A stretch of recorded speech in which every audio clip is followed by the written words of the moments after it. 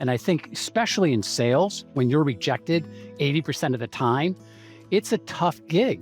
Or as a leader, when you're learning how to be a leader, but yet there's no training program. So you're learning by just making mistakes. People will go back, oh, I'm not cut out to be a leader. I don't feel like I should be doing X. Well, you have IR integration there. That's one of those things where the best thing that I can help leaders with and any employee is separating that role, success and failure, to your identity. And I think that's one of the keys that if anyone listening could separate those two and understand there's millions of roles that you have, but your self-concept should always be an I-10. And when it's not, you start to suffer in your role. Welcome back to Prevention Pioneers.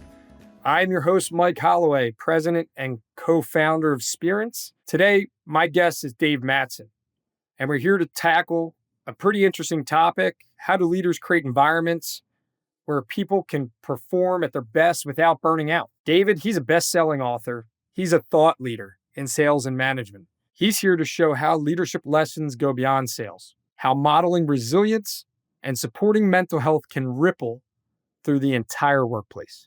David, welcome to Prevention Pioneers. Thank you so much for joining us here today on our show. Do you mind taking a minute and telling us a little bit about yourself? Sure. I'm an executive chairman of Sandler. I've been here 38 years. We work with 50,000 people, believe it or not, both leaders and sales people, in how to be resilient and how to be agile in their job.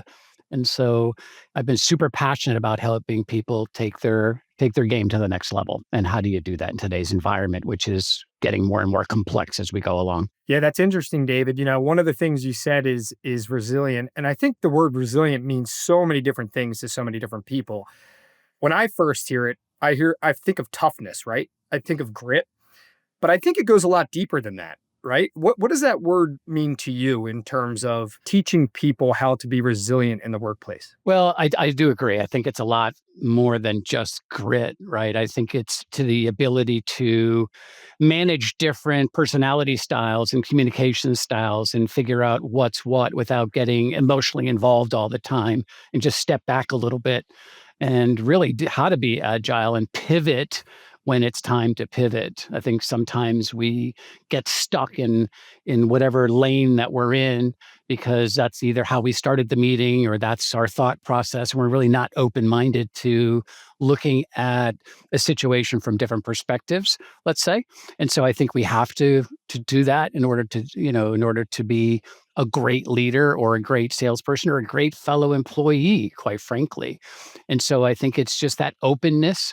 And I also think it's not getting tied into what I'll call the IR theory, which is sometimes we take things so personally on our identity side because of something that was said on our role side. So I think there is a difference between your identity, and who you are. And I think oftentimes we get those confused and we take things personally when it's really it's a role, either comment, and it's not an identity comment. And I can talk a little bit about that as we go along, but I think those are some of the things that pop into my mind. That's fantastic. I would think that, a big part of a human being's ability to do that, David, is two words that I hear you say often, right? Attitude and behavior. Yeah. You've led Sandler training for decades and obviously been there for 38 years and helped shape thousands and thousands of leaders. You often say that techniques matter less than attitude and behavior. How does that tie into preventing burnout?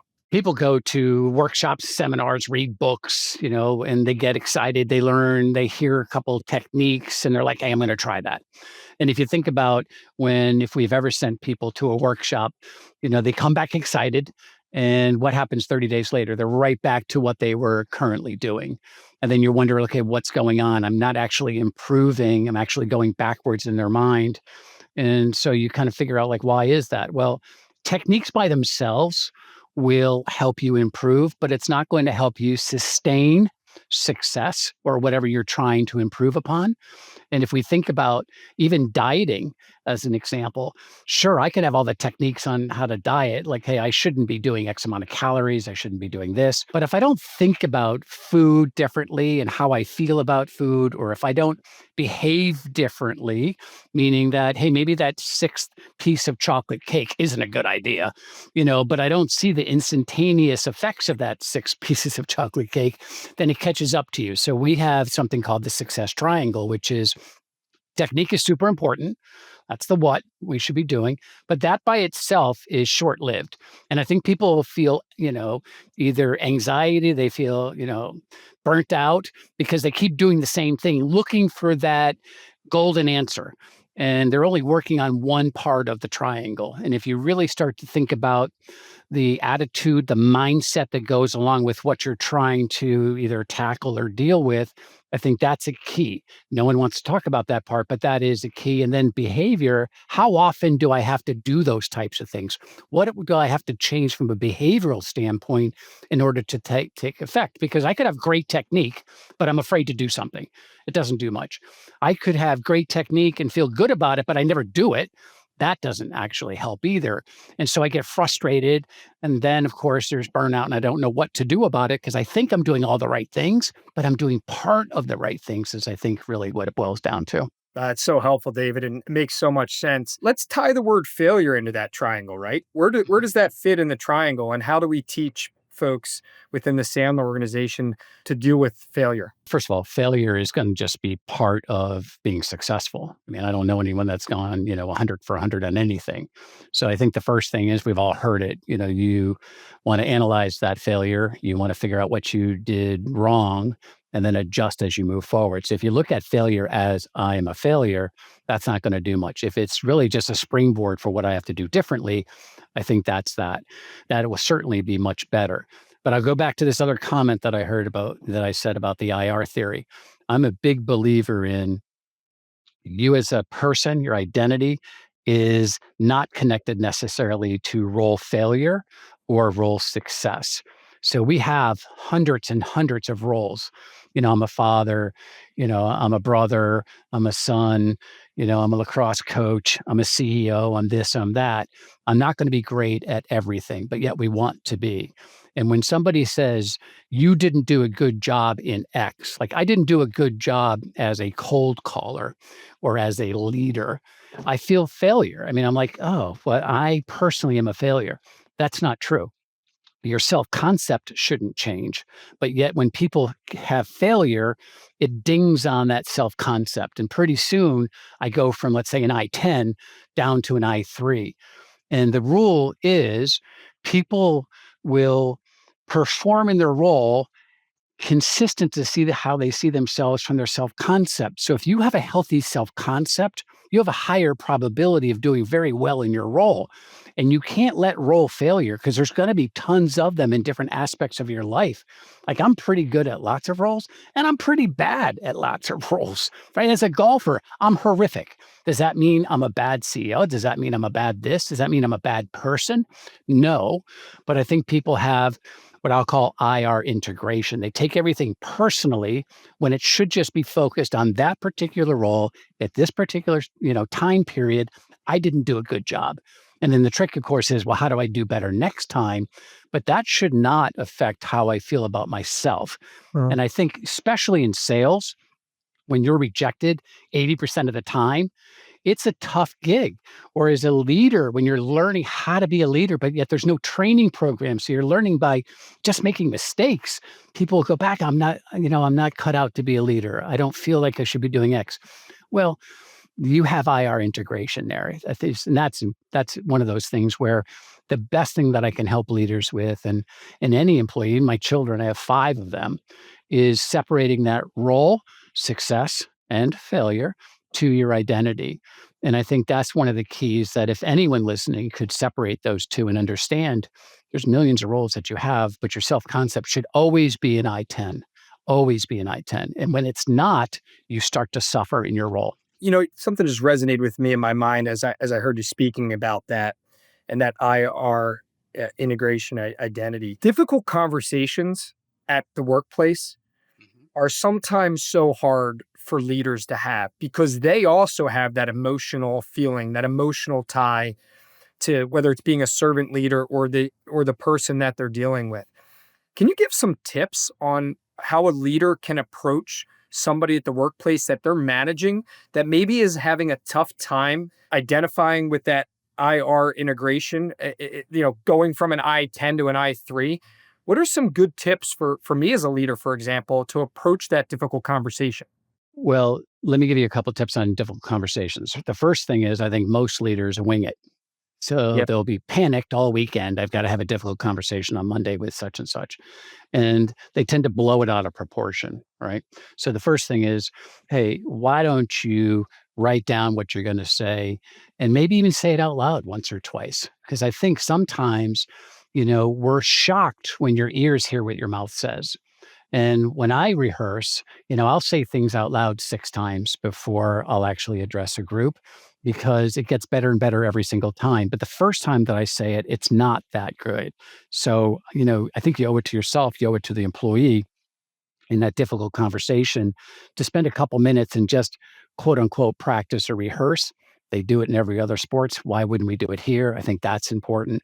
I think the other thing that it's important is to tell the employee, look, I want to give you some feedback and you're doing this is role feedback now because you're doing, XXXX well. I want to talk to you about something that's not going so well and what I think we can do to improve upon that. And I think you need to lay it out. Oftentimes, what I find is people don't know how to start that and they kind of, dance around the topic and no one really knows what you're trying to say. Or you just come right at it and hit them with the side of the head. And, that's not so good either. So I'll always do, a compliment, a recommendation, and compliment, which is, hey, all these things over here you're doing great at. I want to give you some feedback on this one particular area. And I also want to give you my suggestion how we can improve upon that together. And I think that's super helpful because they're going to hear you're doing all these things right versus you aren't doing X. I think the other thing is as leader, you can't say you're not doing a good job. That's an identity statement. Most of the leaders are using these statements of you like, and I take that personally versus, hey, what's happening in this situation isn't the right way to do that. So I'm actually couching it in the situation versus you aren't doing a good job. And then people take that in that IR integration, like, well, me as a person, I'm not doing that well, versus in this particular situation in my role, I'm not doing a good job. And I think that's huge. When I listen and I coach tons of executives, when you listen to them talk and give feedback, it's always personal. Mhm. And I think you need to separate yourself from that personal feedback and make it more about what has happened in that role. And it's hard to do in the beginning, especially when the employee pushes back Mhm. because now you're emotional because now you're going to prove that your point is correct. And I think that's the other thing that happens is, we start to explain, improve, defend, right? We defend and justify, which I always watch leaders do. I don't want to defend and justify. And I think we get messed up and then we get emotionally involved, which is the other big problem leaders have. Don't become emotionally involved. It doesn't do anyone any good. And then we start to do, I feedback versus the R feedback as we're talking about. A lot of what we talked about so far just plays into creating that right culture for the workplace. Culture and psychological safety and mental health in the workplace all tie in so nicely together, David. When we talk about burnout, we often focus on workload, deadlines, stress management. One of the biggest, most overlooked drivers of burnout is culture itself, right? I think a toxic culture can create that type of an environment. If people don't feel safe to speak up or have difficult conversations or make mistakes, ask for help, then that's when you see burnout take hold a lot. That's why we talk about psychological safety isn't just a nice to have in culture, it's a must have. In your experience, how have you seen that connection play out in organizations? Listen, I think that most leaders will tell you that they want to create a very inclusive and supportive culture, right? Who's not going to say that? Oftentimes, what we say and how we act or what we do are different. and we don't even know we're doing it. So a couple things, in my mind. One is I openly acknowledge that we're going to fail. And quite frankly, I acknowledge when I fail. I say, group, great lesson for me this week. Let me tell you what I did and how that was a disaster. And they're like shocked because they come from companies where that's actually never talked about, certainly not from a leader's perspective. Yeah. So I openly own it. And then I say, and here's the lesson learned that I got, which is what I want them to also do. So I think that's there. I also, when we're doing brainstorming or we're doing things, I'll ask the team, okay, group, what are the 2 or 3 reasons why this is not going to work? Let's talk about the reasons, the roadblocks of why this is potentially going to fail.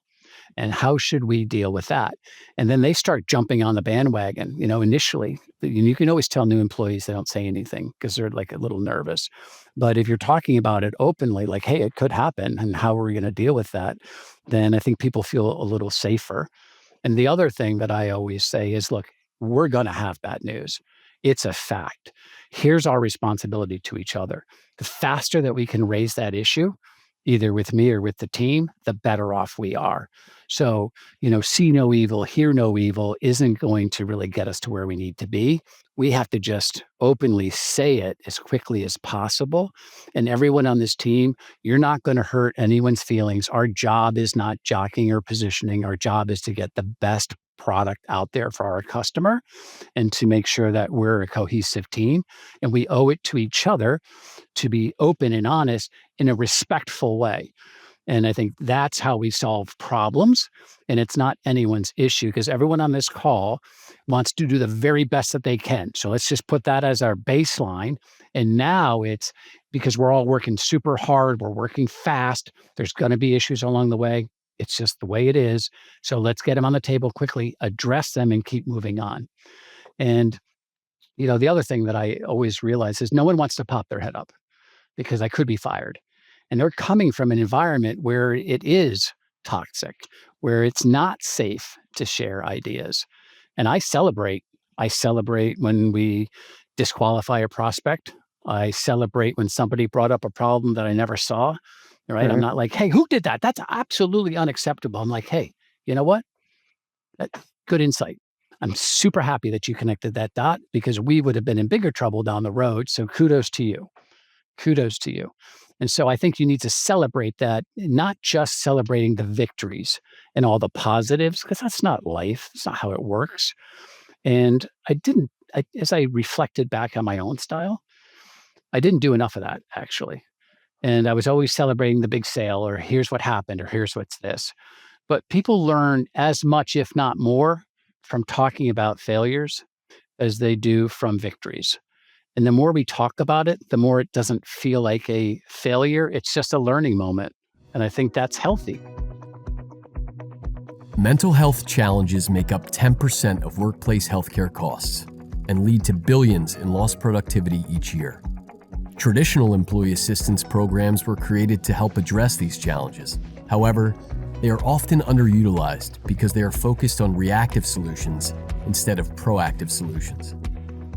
That's why we created Spirence, to prioritize mental wellness in order to prevent mental illness. Spirence's science-backed platform offers an extensive and continually growing library of mental health courses, crafted and delivered by clinical experts. The platform also features live events, interactive coaching, on-demand support tools, and dedicated support for managers.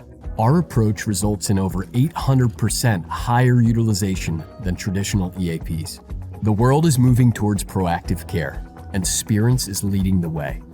Spirence, the future of workplace mental health. I love that. And one of the things you said earlier in that response was talking about bringing the human nature of leaders to the environment, right? We're leaders, but we screw up too. I actually hosted a podcast. I was the guest on this same podcast about 2 weeks ago.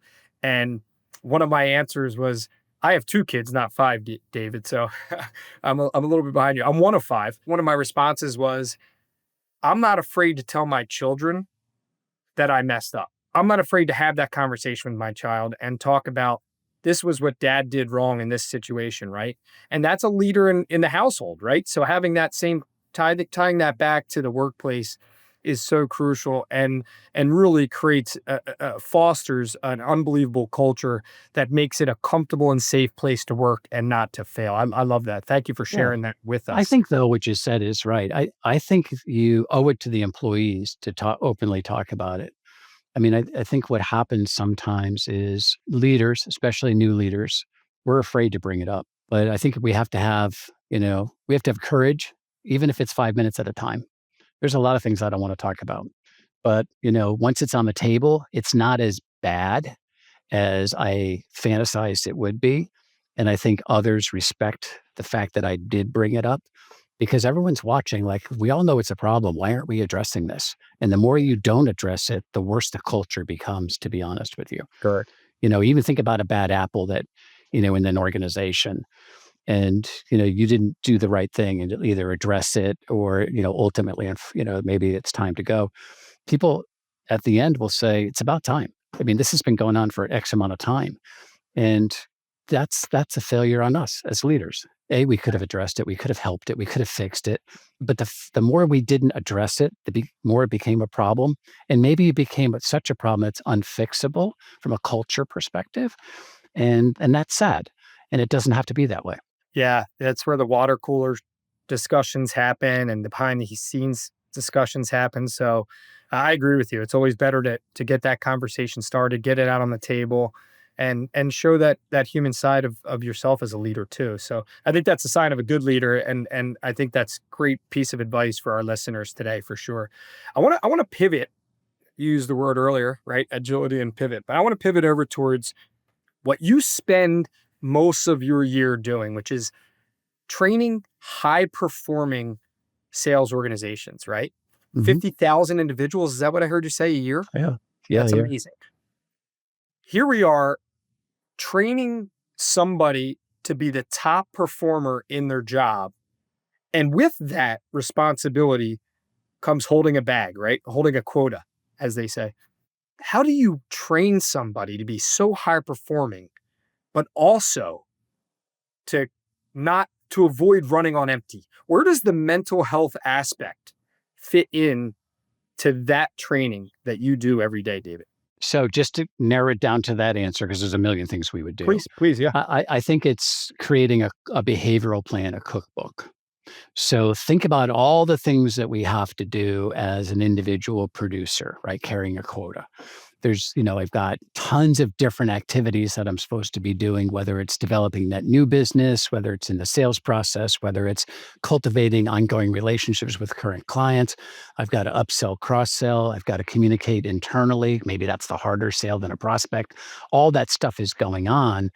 And if we don't have a behavioral plan, then we tend to leave everything towards the end because we're firefighting, whatever, the biggest fire in front of us, we deal with that.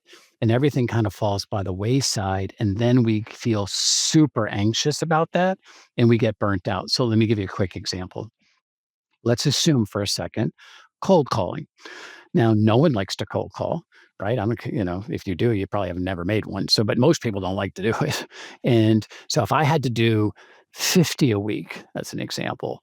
Well, that seems overwhelming. So Monday comes and I can find 1,000 other things that I need to do legitimately. I've got to figure this out with my client. I want to, do this proposal over here. I'm doing a bunch of things. Cold calling wasn't one of them. And I'm supposed to do 10 today if I have 5 days. I didn't do it. Well, here comes the next day. Something came up. I didn't do it. Now I'm at Thursday or Friday, and now I've got to make 50 of these things. And the pressure that I feel starting on Wednesday and the burnout, like I don't like this, oh my gosh, it's overwhelming, starts to build. And if we just did, I have to just do 10 a day versus 50 a week, then we make the numbers smaller. They're more manageable. And I get to actually win. I've got to celebrate the victory that I did 10 today. And I also am only worrying about my behavior, not the output. I can't say I'm going to get 50 appointments, but I can say I'm going to make 50 attempts this week to get an appointment. Not 50 appointments, I'm going to make 50 attempts. I can only control my own behavior. And so when burnout happens, I'm trying to control the output, not my own activity, because if I know I'm doing 50 of these a week, I've reverse engineered my quota that will hit my number. So that's good.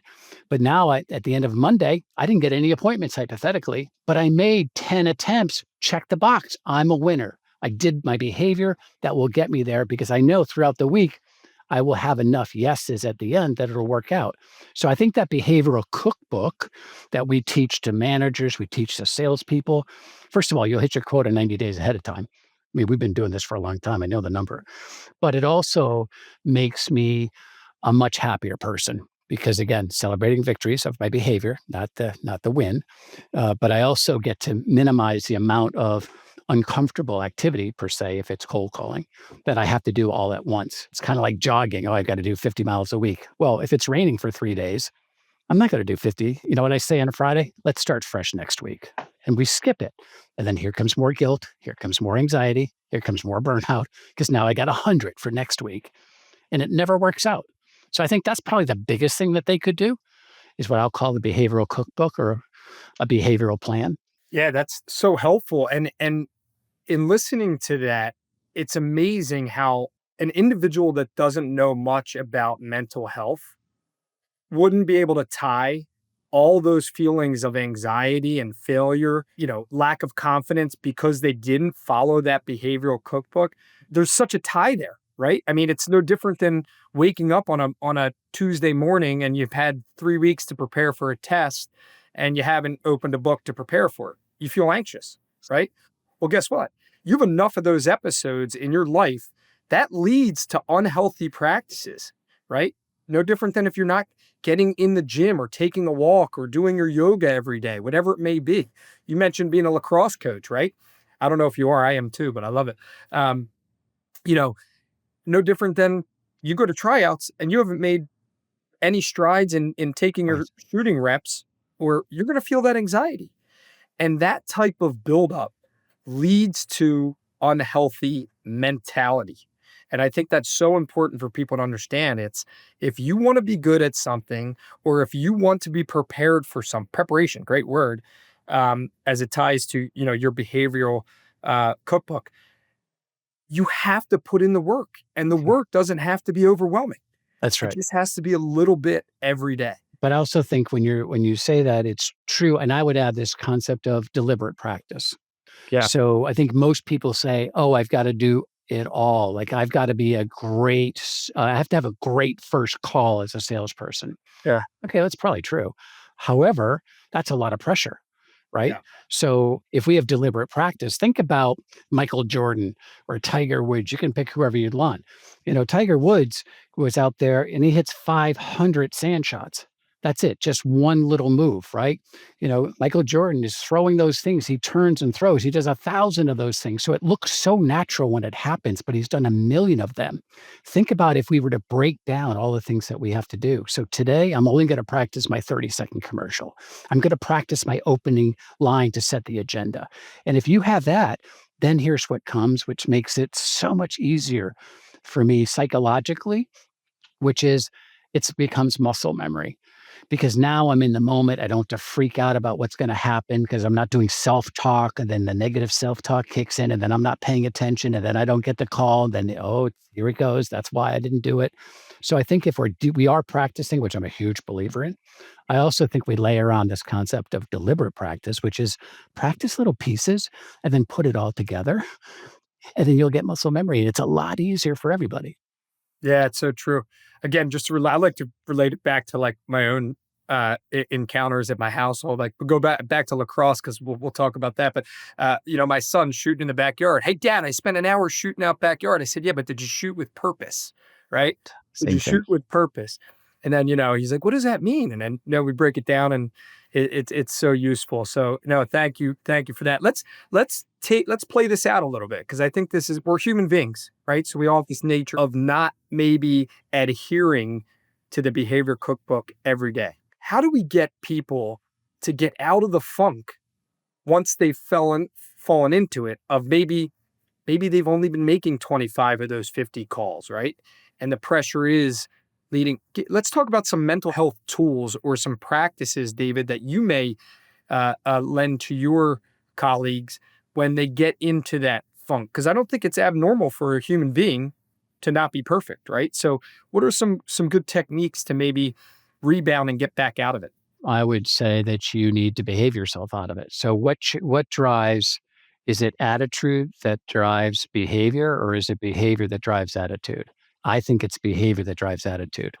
So for you to wake up and say, well, it's kind of cold out today, I don't want to jog, I have a bad attitude, I'm not going to enjoy it. But if I'm actually starting the activity and I'm actually in it, it becomes okay. And I'm like, okay, this is not so bad.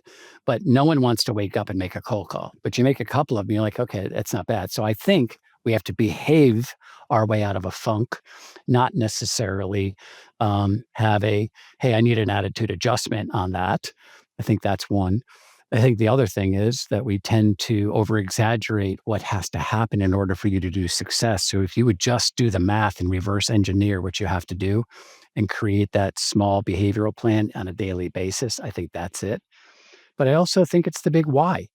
So if you think about, like, we used cold calling as an example, why am I doing that? Is it because I love people? No, it's because I want to have a good living and support my family. Oh, okay. And if I do hit my numbers, I'm going to get $100,000 bonus. Okay.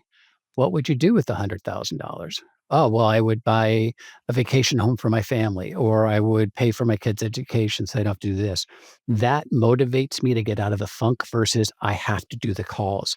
I'm doing the calls because it gets me to my goal, money, but the money gets to me to what I'd like to achieve with that. And that's motivating for me. I think people look at the activity itself, not what it's going to do for me and my family. And then we get into the funk because I'm like, I take every single thing as either a failure or a win. And I think that's a problem. So I would do the why. I would do those other things that I talked about. And I think over time, you'll find that you get yourself out of a funk. I've been in a million of these funks, I promise you. Like, I get in comfort zones as well. Everyone's in a comfort zone of some sort at some point in time. And you just have to behave your way out of them. I don't think you can talk yourself into that. But I also, in fairness, I think you have to recognize when negative self-talk happens, right? Because once I start that process, then it's just a spiral. We can go through all those psychological principles, but at the end of the day, I have to acknowledge it when it's happening, and I just stop it because it is natural. We'll do more negative talk than we do positive talk. But you have to realize it's just, it's eating away from your mental health, in my opinion. Absolutely. Absolutely. Let's talk about maybe the opposite end of the spectrum, right? The outperformers. I think it's interesting to dive into that. I think a lot of folks think about this in sales, and correct me if I'm wrong, David, but in the sales role, the sales culture, right?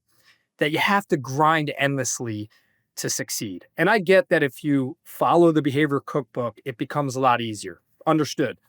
But what about those outperformers, those workaholics, the people that, get a taste of what it means to buy the vacation home and then and there's nothing wrong with wanting more or wanting to give to charity and wanting to do so much for your family and others.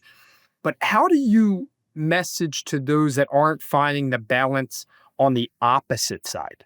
Whereas they're sacrificing all their family stuff to get the success. Is that the question? Correct. Like, Correct. Thank you for clearing that yeah, up. well, again, I think you have to go to the why, but I think that that answer is different for most people. Like, I am a high driver, and I find myself at 40. I woke up one day, I found myself divorced, and I was a single parent of a 3-year-old and a 6-year-old. And so I was a machine. I had to adjust overnight. And I think you just have to put things into perspective, but it's hard when you're in it. It really is hard when you're in it. Especially, I have this little exercise that I do with people who are in a comfort zone. And I say, look, when are you going to end up retiring? You can do it professionally. I'm retiring in 10 years. okay, have you hit your goals? In order, you only have 10 years left. So what do you have to do between now and then? And they're shocked because they think they have this unlimited amount of time.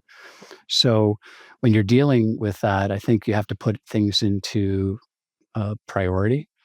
Um, I think that you have to make sure that family and whatever else is important to you has equal footing. Like when I found myself, divorced and I was in like, this I actually structured my time. So when I got home from work from 6 to 9, I spent just time with my kids because I was the only one there. And then from 9 to 10, I had actually cleaned one room a day, so I didn't become overwhelming. And then from 10 to 12:30, I worked to get my job done. So they didn't know I was a workaholic. So it wasn't that I wasn't going to do it. I did it on different times because I had a slot for family time that I was unwilling to change. And I had to work around my workaholic, my high drive, I think in order to succeed, I had to work around those types of things. But I do think, and me included, I thought if I worked harder than anyone else, I'd become more successful. And that's a misnomer. I mean, I just had to start working smarter and thinking things through and really taking a deep breath and doing it once. But fear of success is equally as damaging as fear of failure. Quite frankly, there's a lot of people, and think about all the people that we see, on the news who are great singers or great fighters or great this, and they get a awesome amount of success, but they don't think they deserve it. So what do? They self-implode. You can do Tyson, you can do Britney Spears. I mean, the list goes on and on and on. So I think it fits both sides to your point. But I think it's just you have to create, I guess, a personal hierarchy of what's important to you. And unfortunately, you and I both know sometimes your family gets hurt and then you figure it out the second time around. But unfortunately, it's too late for the first group. It's just Sure. And unfortunate. and thank you for sharing that, David. It does, but again, it fits right back into that behavior cookbook, right? I mean, it's just finding out how to allot for the time on the things that are important to you outside of making those 50 calls or 60 calls or Yeah. whatever it may be. Yeah. Can you talk a little bit about some of the things that you do in your behavioral cookbook outside of, the work life that is good for your mental clarity and mental health? Are you willing to share anything? Sure. I do three things.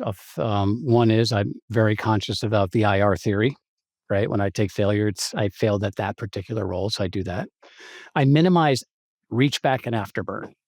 So I can go back in time, reach back to something that I did wrong, a failure, how somebody upset me, whatever. And I'm constantly looking back versus saying, okay, it happened, wall it off and look forward. And I think people suffer from reach back and afterburn. They're always saying, well, this is what happened to me last time, or this is what's happened here. And I was a victim of that. So I stopped that and just future forward. And I think the last thing is I follow um, these four letters, RYIT. And, it stands for when somebody brings me something or I have a problem, the first one is it real or is it my fantasy? Right? Is it real? Is it my problem or is it somebody else's? Right? Or is it imagined? So is it real or is it imagined? Is it my problem or somebody else's problem? And I think what I have found over time is that I blew things out of proportion that were somebody else's problem that weren't even my problem. And I got worked up about it. I really need to pay attention to things that are real and my problem.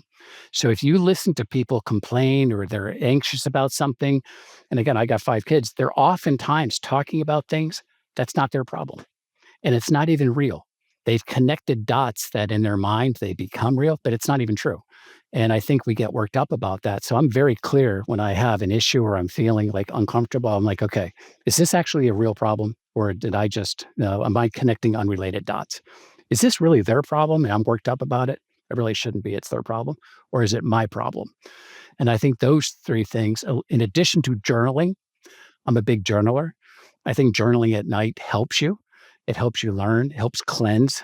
You can get it on paper, you get its clarity, its finality, and you can move on. So those four things is what I've done to just hopefully make myself a better person. That's fantastic. This was awesome spending some time with you today, David. I can't imagine how busy you are in leading such a you know, unbelievable organization in Sandler. Seeing how you've come up through the ranks over the last 38 years is truly tremendous and a testament to your your dedication to the behavioral cookbook. Thank you for sharing that piece of information and how you think about approaching life at the workplace. We really appreciate your time here today. Anything you'd like to add to finish up on? No, thanks for having me. Appreciate it. And I think it's one of those things we don't talk about often enough. And, I applaud you for bringing it to the forefront. Thank you so much, David. I appreciate it. What a powerful conversation today with David Mattson about resilience and leadership. I personally learned so much today. Some of my key takeaways were deliberate practice, how to approach a difficult conversation, preparation. I love the one that says, behavior that drives attitude. That's key. And I think it all comes down to what David said, which is having a behavioral cookbook, and following that cookbook can really help out. And if you're curious about the team that produces Prevention Pioneers, check us out at spirencewellness.com.